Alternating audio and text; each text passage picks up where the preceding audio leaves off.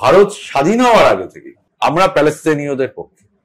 মানে 1936 স্বাধীনতা আন্দোলন, আমরা প্যালেস্তাইনের প্রতি সংহতি জানাই এবং সেই সংহতি জানায় কংগ্রেস ওয়ার্কিং কমিটি।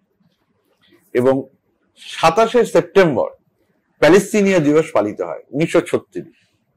1937 কংগ্রেসের ওয়ার্কিং কমিটির অধিবেশন।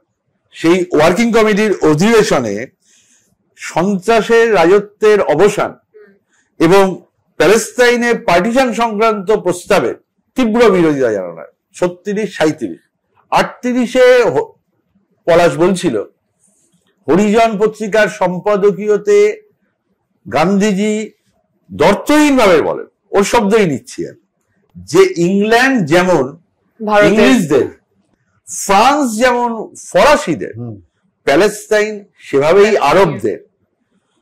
সে কারণে আরবদের ওপর ইহুদিদের চাপিয়ে দেওয়া ভুল ও অমানবিক।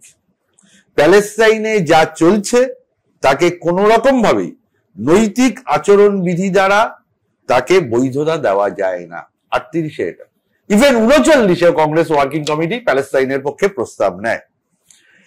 শুধু কি তাই, 1947 রাষ্ট্রসংঘের সাধারণ পরিষদে ভারত সদ্য স্বাধীন দেশ প্যালেস্তাইনে পার্টিশনের বিরুদ্ধে ভোট দেয়।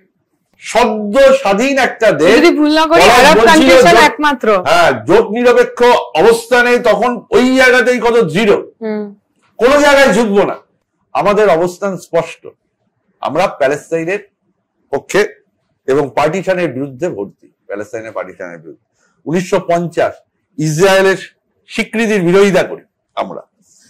আরবীয় দেশ নয় এমন বলতে ভারতই একমাত্র দেশ 1974 সালে যারা প্যালেস্তিনীয় জনগণের একমাত্র বৈধ প্রতিনিধি হিসাবে প্যালেস্তাইন লিবারেশন অর্গানাইজেশনকে স্বীকৃতি দেয়। 1988-তে প্যালেস্তাইনকে দেয় স্বাধীন রাষ্ট্র হিসেবে স্বীকৃতি। 1996 প্যালেস্তাইনের রামাল্লায় ভারত খোলে তার প্রতিনিধি অফিস। এই ভারতের লিগাসি।